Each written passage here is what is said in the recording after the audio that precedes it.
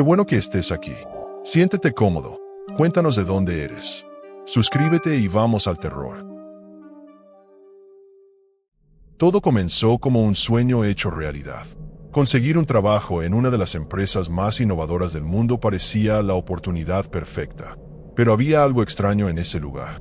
Las reglas que me dieron el primer día, aparentemente simples, escondían algo mucho más perturbador. Mi nombre es Alejandro Vázquez, tengo 29 años, y hasta hace poco me consideraba un tipo con suerte. Ingeniero en robótica recién graduado de la Universidad Tecnológica de Texas, con un futuro prometedor por delante. La oferta llegó inesperadamente. Un correo electrónico desde Recursos Humanos de Tesla, invitándome a una entrevista para un puesto en su departamento de desarrollo de sistemas autónomos. Obviamente, no lo pensé dos veces. El proceso de selección fue extrañamente rápido. Una videollamada inicial, 2 entrevistas presenciales y un examen práctico que consideré demasiado sencillo para el nivel que esperaba. Pero lo atribuí a que mi perfil encajaba perfectamente con lo que buscaban. Una semana después, ya estaba firmando un contrato con un sueldo que duplicaba mis expectativas. Recuerdo la sensación de incredulidad mientras garabateaba mi firma en cada página del extenso documento, saltándome la mayoría de las cláusulas de confidencialidad. Estaba demasiado emocionado para preocuparme por los detalles. Mi primer día, un lunes de octubre, comenzó con una inducción en la que nos presentaron las instalaciones. Éramos 5 nuevos empleados recorriendo las enormes y relucientes instalaciones, donde robots y humanos parecían coexistir en perfecta armonía. Nos mostraron las zonas comunes, la cafetería, los laboratorios principales y finalmente, nuestra área de trabajo. Fue entonces cuando nos reunieron en una pequeña sala de conferencias y la supervisora, una mujer de unos 40 años llamada Diane, nos entregó nuestras credenciales junto con un manual de empleado. Hay 4 reglas fundamentales que deben seguir mientras trabajen aquí, dijo Diane con una seriedad que contrastaba con su sonrisa inicial. Regla número 1. Cada vez que empiecen su turno, deben dejar el móvil en las taquillas personales asignadas. Sin excepciones. Esto me pareció comprensible. Muchas empresas tecnológicas tienen políticas estrictas sobre dispositivos personales. Regla número 2. Todo lo que vean dentro de la empresa es confidencial. No se lo digan a nadie. También normal en una compañía como Tesla, pensé. Pero las siguientes reglas me resultaron más extrañas. Regla número 3. No hablen con otros empleados, solo si es estrictamente necesario para el trabajo. Diane hizo una pausa, como esperando ver nuestra reacción. Los 5 nos miramos de reojo, confundidos. ¿Qué clase de ambiente laboral promovía el aislamiento? Y finalmente, regla número 4. Si sienten incomodidad o dolor, comuníquenselo inmediatamente a su supervisor. No lo ignoren bajo ninguna circunstancia. Esta última regla me produjo un escalofrío que intenté disimular. ¿Dolor?, preguntó Marcos, otro de los nuevos. ¿A qué tipo de dolor se refiere exactamente? Diane mantuvo su expresión neutra, casi ensayada. A veces el trabajo en ciertas áreas puede provocar migrañas por la exposición a campos electromagnéticos. Nada de qué preocuparse si se reporta a tiempo. Su explicación sonaba razonable, pero había algo en su tono que no terminaba de convencerme.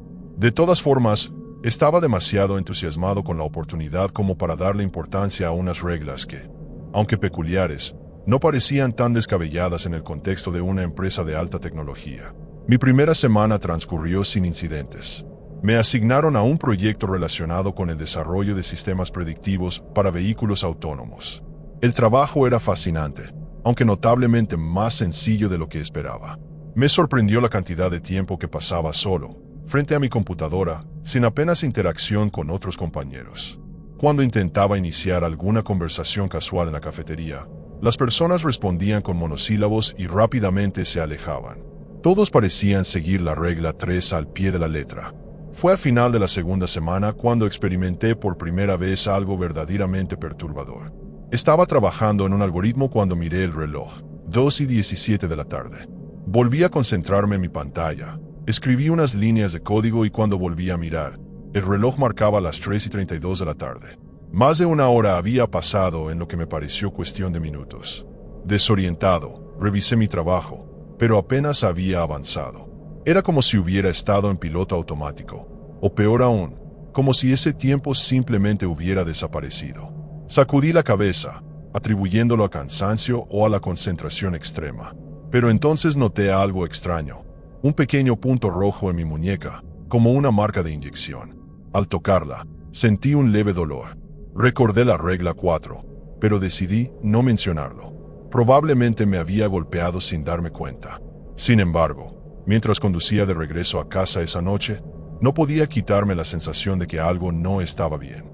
Y lo peor estaba por venir. Los días siguientes intenté prestar más atención a mi entorno y a los lapsos de tiempo. Comencé a llevar un registro mental de las horas, anotando discretamente en un archivo de Excel cuándo comenzaba cada tarea y cuándo la terminaba. El martes de la tercera semana ocurrió de nuevo. Estaba analizando un conjunto de datos cuando miré el reloj. 11:23 de la mañana. Escribí la hora a mi archivo y seguí trabajando. Lo siguiente que recuerdo es estar mirando la misma pantalla, pero el reloj marcaba 12:47 del mediodía. Había perdido casi una hora y media. Esta vez no podía atribuirlo a la concentración. El archivo en el que trabajaba apenas había cambiado, y lo más extraño, la posición de mis manos sobre el teclado era exactamente la misma que recordaba antes del lapso. Como si alguien hubiera pausado mi existencia y luego presionado play sin que yo lo notara. Revisé mis brazos y encontré otra marca, esta vez en el pliegue del codo izquierdo. Una pequeña contusión rojiza que no estaba ahí antes. Decidí investigar disimuladamente. Durante el almuerzo, observé a mis compañeros. Todos comían en silencio, algunos revisando documentos en sus tablets, otros simplemente mirando al vacío. Nadie interactuaba. Fijé mi atención en un hombre de unos 50 años que se sentaba solo en una esquina. Tenía ojeras pronunciadas y sus manos temblaban ligeramente mientras sostenía su taza de café. Cuando nuestras miradas se cruzaron, vi algo en sus ojos que me heló la sangre. Miedo. Un miedo profundo y conocedor. Rompiendo la regla 3, me acerqué a su mesa con la excusa de pedir la sal. «Disculpa, ¿me pasas la sal?», dije en voz baja. El hombre me la entregó sin mirarme. Cuando nuestros dedos se rozaron, deslizó un pequeño papel hacia mí. Lo tomé disimuladamente y regresé a mi lugar. En el baño, desenrollé el papel. Taquilla 237. Llave magnética debajo del dispensador de jabón. Esta noche. No firmaba, no explicaba nada más. La adrenalina corrió por mis venas. ¿Debería confiar en un extraño? ¿Y si era una prueba para ver si rompía las reglas? Esa tarde experimenté otro lapso, esta vez más breve. 20 minutos que se evaporaron mientras estaba en una reunión virtual con mi supervisor, Víctor. Lo extraño fue que ni él ni nadie más pareció notar la discontinuidad. La reunión siguió como si nada, pero yo tenía un hueco en mi memoria. Y esta vez, al volver en mí, sentí un dolor punzante en la nuca. Al tocarme disimuladamente, noté una pequeña protuberancia, como si me hubieran implantado algo bajo la piel. El pánico comenzó a apoderarse de mí, pero me obligué a mantener la compostura. Fingí trabajar el resto de la tarde, mientras contemplaba mis opciones. Podía ignorar todo esto, convencerme de que estaba imaginando cosas, que el estrés del nuevo trabajo me estaba afectando. O podía investigar, arriesgándome a perder este empleo soñado, o algo peor. La curiosidad y el miedo luchaban en mi interior. Pero finalmente, cuando el reloj marcó las 8 de la noche y la mayoría de los empleados ya se habían marchado, me dirigí hacia los vestuarios. El corazón me latía con fuerza mientras buscaba la taquilla 237.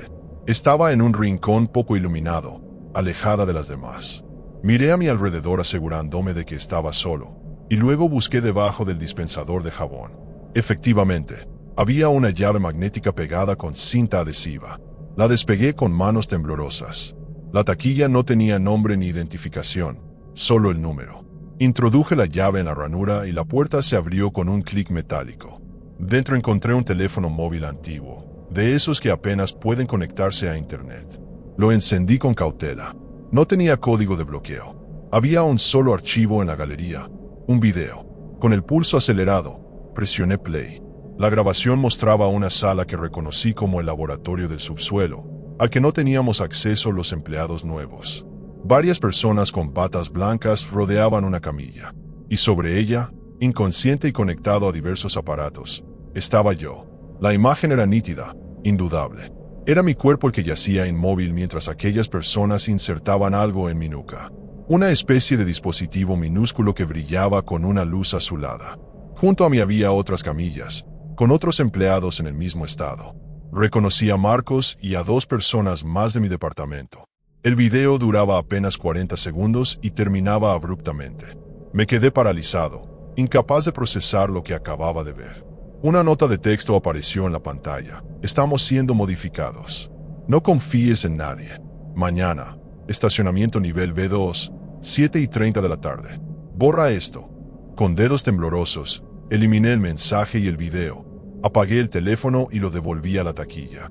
Cerré con llave y la regresé a su escondite. Mientras conducía a casa esa noche, las imágenes del video se repetían en mi mente. No podía ser real. Tenía que haber alguna explicación. Pero las marcas en mi cuerpo, los lapsos de tiempo, todo empezaba a encajar en un rompecabezas aterrador. Esa noche no pude dormir. Cada vez que cerraba los ojos, veía a esas personas en batas blancas inclinadas sobre mí, manipulando mi cuerpo sin mi consentimiento. ¿En qué me había metido? ¿Qué estaba haciendo Tesla realmente con sus empleados? Y lo más importante, ¿qué me habían hecho a mí? La mañana siguiente fue una pesadilla en vigilia. Me presenté en el trabajo intentando aparentar normalidad, pero cada rostro que veía se convertía en una amenaza potencial. ¿Quién estaba al tanto de los experimentos? ¿Mi supervisor? ¿La recepcionista? Todos. Dejé mi teléfono en la taquilla como dictaba la regla 1. Pero antes activé la grabadora de voz y lo escondí bajo mi ropa, pegado a mi pecho con cinta adhesiva. Si iba a experimentar otro lapso de tiempo, quizás podría captar algo. Durante la reunión matutina, observé detenidamente a mis compañeros. Todos parecían normales, concentrados en sus tablets mientras el jefe de proyecto explicaba los objetivos semanales. Pero ahora notaba detalles inquietantes. La mirada vidriosa de algunos, los movimientos ligeramente robóticos de otros, las pequeñas pausas antes de responder cualquier pregunta, como si necesitaran procesar la información más de lo normal.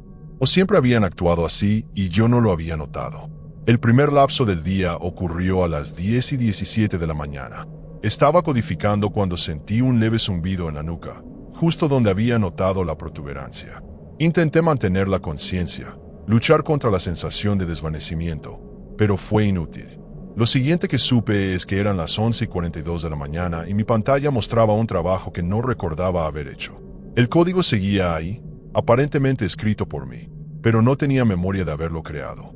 Era como si alguien más hubiera tomado el control de mi cuerpo durante ese tiempo. Con manos temblorosas, me dirigí al baño y me encerré en un cubículo. Desabroché mi camisa y saqué el teléfono. La grabadora seguía funcionando. Rebobiné hasta el momento aproximado del lapso y escuché. Al principio solo se oía mi respiración y el tecleo. Luego, un sonido extraño, como un pitido agudo, apenas perceptible. Después, silencio. Pero no el silencio de una grabación vacía, sino el silencio de una habitación en la que nadie se mueve. Y entonces, voces distantes. El sujeto a 173 muestra resistencia al protocolo estándar. Aumenten la dosis de supresión cognitiva. Era una voz femenina, clínica, desapasionada. Ya está en el límite seguro, respondió una voz masculina. No podemos arriesgarnos a daño neuronal permanente. Las directrices han cambiado, insistió la mujer.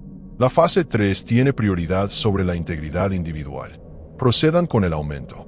El sonido se volvió confuso después de eso, pero alcancé a distinguir más voces y el ruido de equipos médicos. El horror me paralizó. Estaba claro que me habían llevado a algún lugar mientras estaba inconsciente. Me estaban usando como cobaya en algún tipo de experimento. ¿Pero para qué? ¿Qué era esta fase 3 de la que hablaban? Regresé a mi puesto intentando controlar el temblor de mis manos. Tenía que mantener la calma hasta la reunión en el estacionamiento. Necesitaba respuestas antes de tomar cualquier decisión. El resto del día pasé por 2 lapsos más. Uno breve, de apenas 15 minutos, durante el almuerzo. Otro más largo, casi 2 horas, por la tarde. Cada vez que regresaba, notaba algo diferente en mí. Después del segundo lapso, descubrí que podía realizar cálculos complejos con una rapidez inusual. Tras el tercero, me di cuenta de que recordaba con perfecta claridad conversaciones que había tenido semanas atrás. Mi mente parecía estar cambiando, expandiéndose de formas que no podía comprender. A las 7:25 de la tarde, me dirigí al estacionamiento del nivel B2 con el corazón martilleando en mi pecho. Era un área poco transitada, utilizada principalmente para vehículos de carga. Las luces fluorescentes parpadeaban, creando sombras inquietantes entre los pilares de cemento. Esperé junto a una columna, observando cada movimiento. A las 7:32 de la tarde, cuando comenzaba a pensar que todo había sido una trampa, vi una figura acercarse desde el fondo del estacionamiento. Era el hombre del comedor, el de las manos temblorosas. Se movía con cautela, mirando constantemente por encima de su hombro. Cuando llegó hasta mí, noté que su aspecto había empeorado desde el día anterior. Tenía el rostro pálido y una fina capa de sudor cubría su frente. «Me llamo Eduardo», dijo en voz baja. «Llevo 4 años trabajando aquí. O eso creo. Ya no estoy seguro de nada».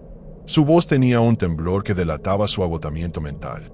«¿Qué nos están haciendo?», pregunté directamente. Eduardo miró a su alrededor antes de responder. «Experimentan con nosotros. Nos modifican.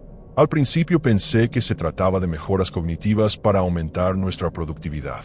Pero es mucho más que eso». Sacó un pequeño dispositivo de su bolsillo, parecido a un detector de metales en miniatura. Lo pasó sobre mi nuca y el aparato emitió un pitido suave.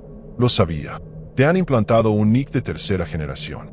«¿Un qué?», pregunté, sintiendo que el pánico crecía en mi interior. «Una interfaz cerebro-computadora neural», explicó. «Es tecnología experimental que permite una conexión directa entre el cerebro humano y sistemas informáticos. Tesla no solo construye coches autónomos, Alejandro. Están construyendo humanos autónomos». Sus palabras caían sobre mí como bloques de hielo. «¿Quieres decir que pueden controlarnos? Como robots?» Eduardo negó con la cabeza. «Es más sutil que eso. No se trata de control total, sino de influencia y aumento. Mejoran ciertas capacidades cerebrales, suprimen otras. Y lo más perturbador, están experimentando con la transferencia de conciencia». Su voz se quebró al decir esto último. «Transferencia de conciencia», repetí, incapaz de asimilar lo que estaba escuchando. «Han conseguido digitalizar patrones de pensamiento humano y transferirlos a otros cerebros a través de estos implantes. Están creando una red neuronal colectiva, utilizándonos como nodos». Mientras intentaba procesar esta información, un ruido metálico nos sobresaltó. Eduardo se tensó inmediatamente. «Tenemos que irnos. No es seguro quedarnos tanto tiempo en un mismo lugar. Las cámaras». Se detuvo abruptamente, sus ojos fijos en algo detrás de mí. Me giré lentamente. Al fondo del estacionamiento, 2 figuras con trajes oscuros nos observaban. «Corre», susurró Eduardo. «Si te atrapan ahora que sabes la verdad». No terminó la frase. Echó a correr hacia la salida de emergencia y yo lo seguí. Mientras corríamos entre los vehículos estacionados, escuché pasos acercándose rápidamente. Eduardo sacó una tarjeta magnética y la pasó por un lector junto a una puerta gris. «Esta salida no está monitoreada. Lleva a un callejón trasero. Escucha con atención. Si quieres pruebas, ve al laboratorio 12B. El código de acceso es 7729. Pero ten cuidado, si descubren que sabes». Un disparo resonó en el estacionamiento. Eduardo se tambaleó hacia adelante, una mancha roja expandiéndose en su espalda. Cayó de rodillas, sus ojos aún fijos en los míos. «Corre», articuló sin voz. No lo pensé 2 veces. Atravesé la puerta y corrí por el oscuro pasillo que se abría ante mí, el sonido de los pasos acercándose detrás de mí. La adrenalina me impulsaba mientras doblaba esquinas y bajaba escaleras, sin saber hacia dónde iba, solo intentando alejarme de quienes me perseguían. Corrí hasta que mis pulmones ardían, zigzagueando por callejones oscuros, alejándome lo más posible de las instalaciones de Tesla. Cuando finalmente me detuve, jadeando, en un estacionamiento público a varias cuadras de distancia, la realidad de lo que acababa de presenciar me golpeó con toda su fuerza. Eduardo estaba muerto. Le habían disparado a sangre fría, y yo era el siguiente en su lista. Con manos temblorosas, saqué mi teléfono personal del bolsillo. Había recuperado mi móvil de la taquilla antes de ir al encuentro, rompiendo deliberadamente la regla 1. Pensé en llamar a la policía, pero ¿qué les diría? Que una de las empresas más poderosas del mundo estaba experimentando con sus empleados y acababa de asesinar a uno de ellos. Sin pruebas concretas, sonaría como un lunático. Además, ¿hasta dónde llegaba la influencia de Tesla? ¿Podía confiar en las autoridades? Decidí conducir a casa, pero a medio camino cambié de opinión. Si realmente me estaban buscando, ese sería el primer lugar donde me buscarían. En lugar de eso, Me dirigí a un motel de carretera en las afueras de la ciudad. Pagué en efectivo y me registré con un nombre falso. En la soledad de aquella habitación barata, con el zumbido del aire acondicionado como único sonido, intenté ordenar mis pensamientos. Saqué mi portátil y comencé a investigar sobre interfaces cerebro-computadora. La mayoría de los artículos hablaban de avances prometedores pero limitados.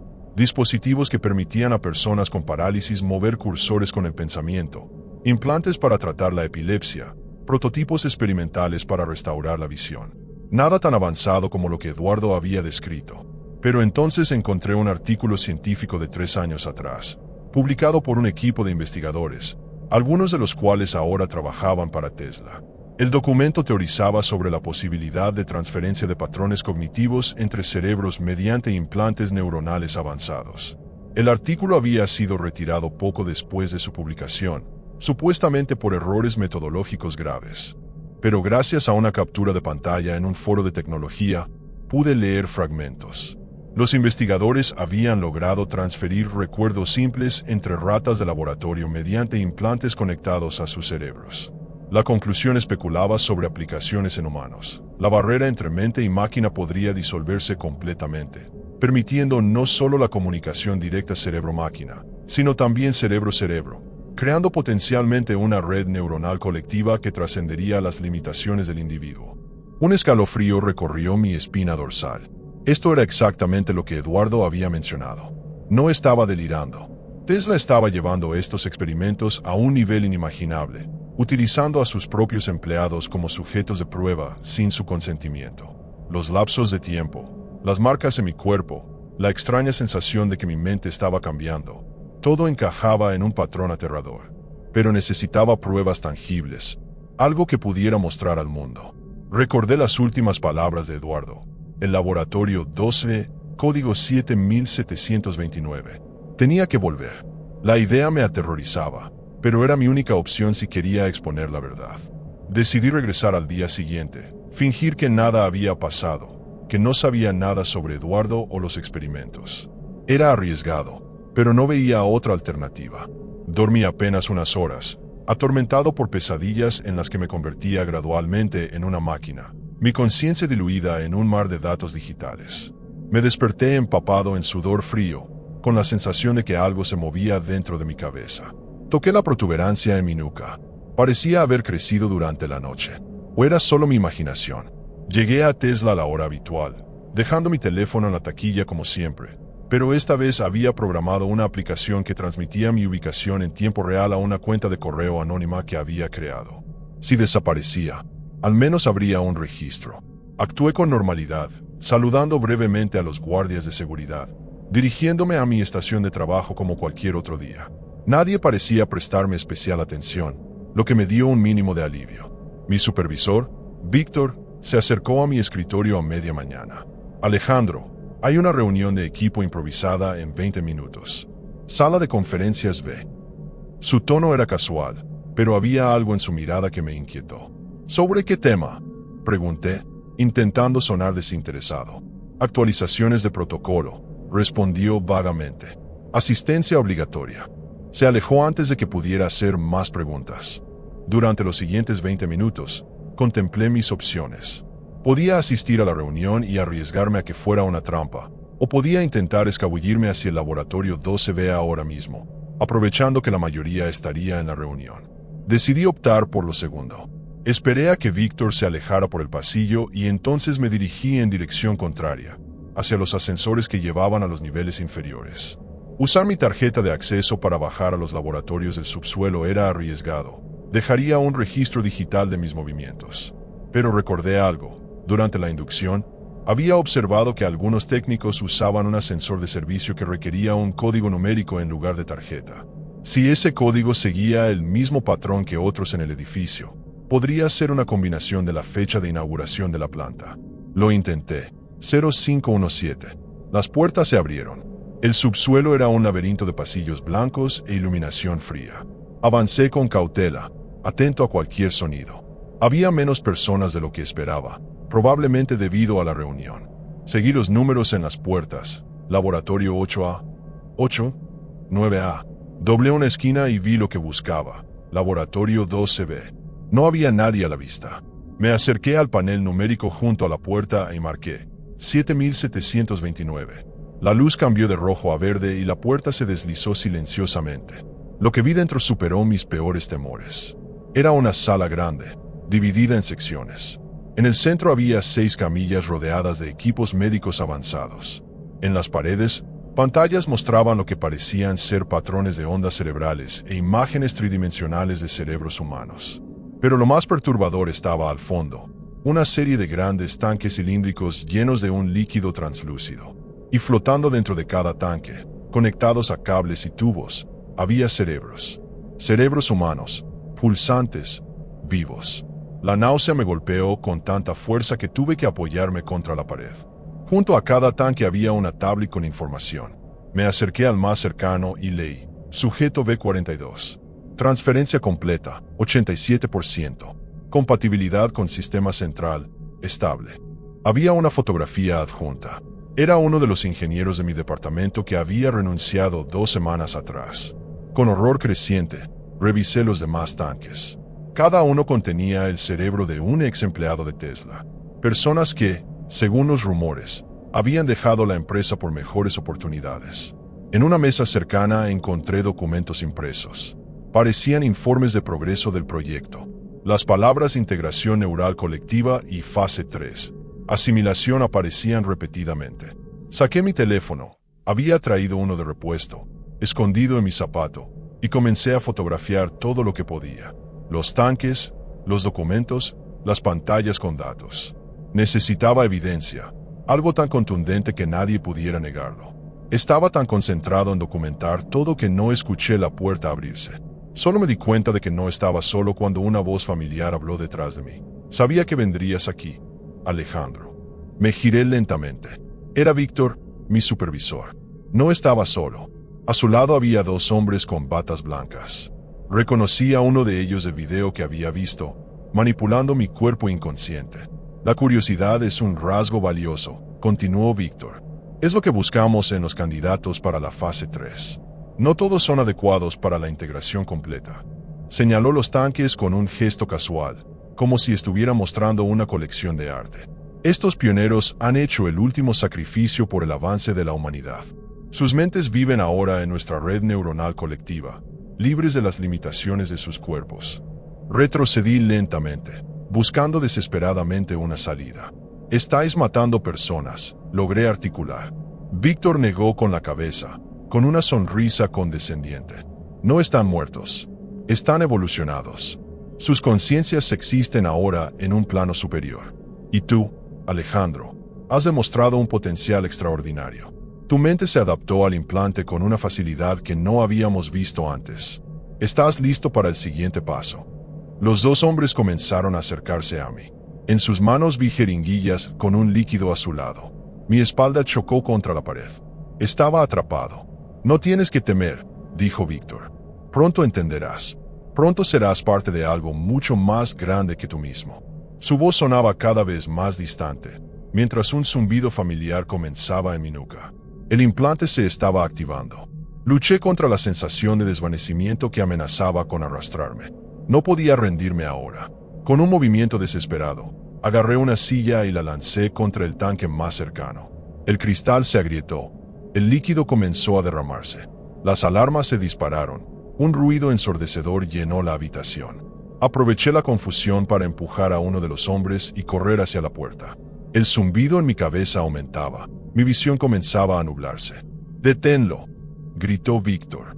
Sentí una mano agarrando mi camisa, pero logré zafarme.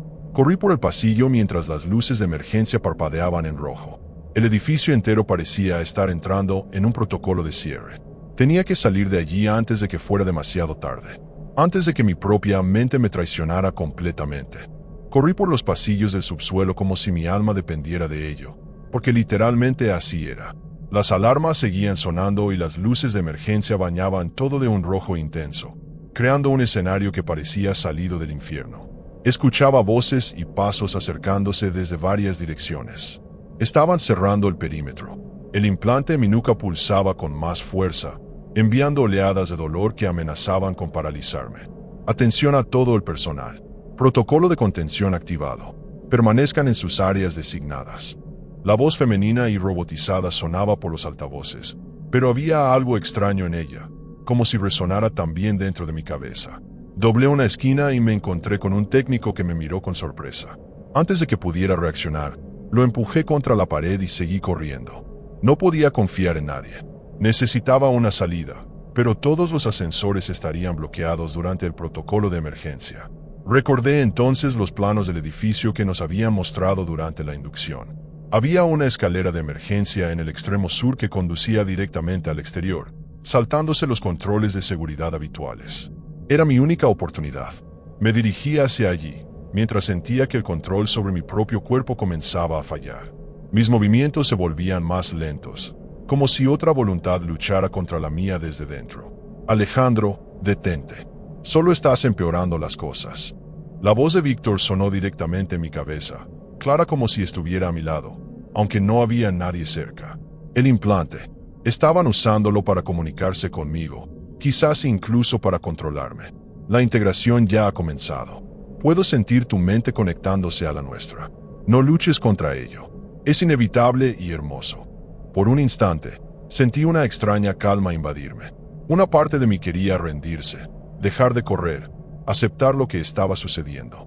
Imágenes de una conciencia expandida, liberada de las limitaciones físicas, aparecieron en mi mente. Podía sentir otras presencias, otras mentes tocando la mía, invitándome a unirme a ellas en un vasto océano de pensamientos colectivos. Era seductor, casi hipnótico. No, grité, tanto física como mentalmente, rompiendo la influencia momentáneamente. Me golpeé la nuca con fuerza, provocando un dolor agudo que aclaró mis pensamientos. Tenía que mantener el control. Continué hacia la escalera de emergencia, cada paso una batalla contra mi propio cerebro intervenido. Finalmente vi la puerta roja con el letrero de salida. Empujé la barra de apertura y las alarmas aumentaron su intensidad.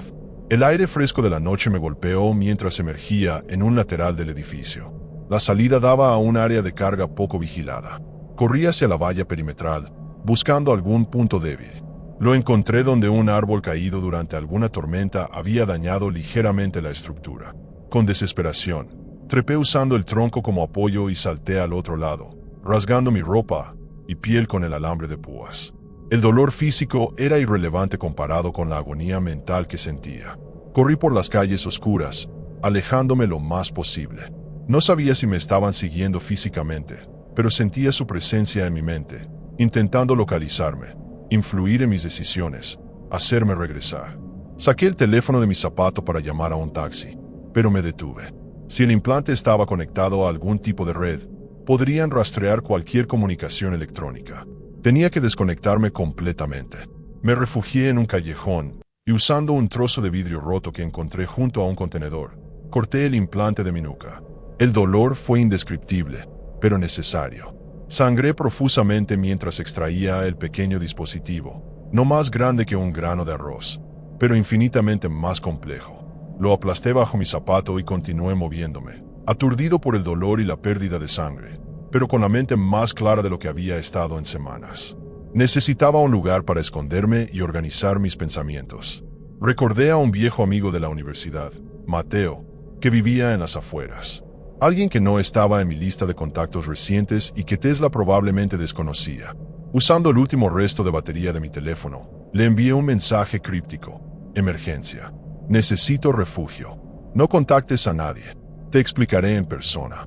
Luego apagué el dispositivo, le quité la batería y la tarjeta SIM, y las tiré en diferentes alcantarillas. 3 horas después, estaba sentado en la cocina de Mateo, con un vendaje improvisado en la nuca y una taza de café humeante entre mis manos temblorosas. Le había contado todo, mostrándole las fotos que había logrado tomar en el laboratorio. Su expresión había pasado de la incredulidad al horror. Dios mío, Alejandro. Esto es, no tengo palabras. Necesito hacer público esto, dije, mi voz ronca por el agotamiento. Pero no sé cómo hacerlo sin que me encuentren y me silencien. Tienen recursos, influencia, tecnología que ni siquiera comprendemos completamente.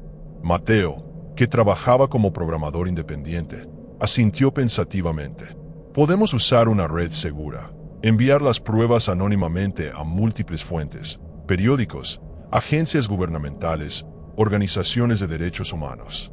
Una vez que esté en todas partes, será imposible contenerlo.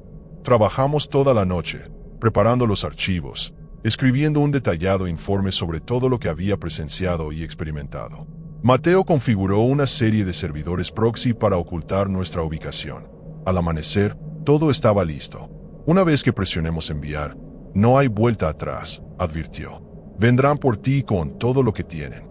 Mi mano se detuvo sobre el teclado. Por un momento, dudé. ¿Y si estaba malinterpretando todo? ¿Y si, de alguna manera retorcida, lo que Tesla estaba haciendo realmente representaba el siguiente paso en la evolución humana? La sensación de esas otras mentes conectadas a la mía había sido aterradora, pero también fascinante. No, me dije firmemente. No importa cuál sea el objetivo final. Experimentar con personas sin su consentimiento, robarles su autonomía, su individualidad, eso nunca estará justificado. Presioné Enter. Nuestro paquete de datos comenzó a dispersarse por Internet, llegando simultáneamente a docenas de destinatarios. La verdad estaba ahí fuera ahora, imposible de contener. Me recosté, sintiendo un alivio momentáneo, pero sabía que esto apenas comenzaba. Tesla negaría todo, me desacreditaría, me pintaría como un empleado descontento con problemas mentales. Y quizás tenían razón en eso último. Después de lo que había experimentado, ¿cómo podía estar seguro de que mi mente seguía siendo completamente mía? Los días siguientes fueron una pesadilla mediática. Como esperaba, Tesla emitió un comunicado negando categóricamente todas las acusaciones, calificándolas de fabricaciones absurdas de un individuo perturbado. Algunos medios desestimaron mi historia, otros la trataron como una teoría conspirativa fascinante. Pero unos pocos periodistas de investigación comenzaron a indagar más profundamente, conectando puntos que yo ni siquiera había visto. Patentes recientes solicitadas por Tesla relacionadas con interfaces neuronales, exempleados que habían desaparecido misteriosamente, irregularidades en los informes financieros de la División de Investigación. Una semana después de mi huida, recibí un mensaje encriptado de una fuente anónima. No estás solo. Somos varios los que escapamos. Nos estamos organizando. Ten cuidado, aún pueden rastrearte. El implante deja una huella neuronal incluso después de ser removido. Mantente en movimiento. El mensaje incluía una serie de coordenadas y una fecha. Un punto de encuentro. No sé si iré. Una parte de mí quiere seguir luchando. Exponer completamente lo que Tesla está haciendo. Salvar a quienes aún están atrapados en ese horror. Otra parte solo quiere desaparecer. Cambiar mi identidad. Vivir el resto de mi vida en algún lugar remoto donde la tecnología sea un lujo lejano. Pero hay algo que me atormenta más que el miedo a ser encontrado. La sensación persistente de que una parte de mi mente ya no me pertenece. A veces, en la quietud de la noche, puedo sentirlos. Susurros en los bordes de mi conciencia. Fragmentos de pensamientos que no parecen míos. Visiones de un futuro donde la barrera entre humanos y máquinas se disuelve completamente. Y en esos momentos, me pregunto si realmente logré escapar, o si ese era precisamente su plan desde el principio. Liberarme para que esparciera la semilla de su visión en el mundo exterior. Para que preparara a la humanidad para lo que consideran inevitable. Nuestra evolución hacia algo que ya no será completamente humano. Mientras escribo estas palabras, para dejar constancia de mi experiencia en caso de que algo me suceda, una pregunta me persigue. ¿Cuánto de lo que ahora pienso, siento y creo es realmente mío? ¿Y cuánto ha sido plantado en mi mente, como un caballo de Troya cognitivo, esperando el momento adecuado para despertar y completar la transformación que comenzaron en mí? Porque lo más aterrador no es lo que Tesla me hizo, sino la posibilidad de que, en algún nivel profundo, una parte de mí lo desee.